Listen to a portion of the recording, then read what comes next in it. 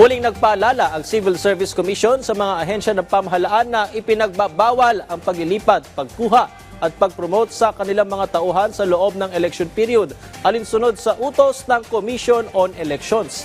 Sa ilalim ng COMELEC Resolution 10999, ipinagbabawal ang pag-transfer o pag-detain ng mga tauhan mula January 12 hanggang June 11, 2025 nang walang pahintulot mula sa komisyon.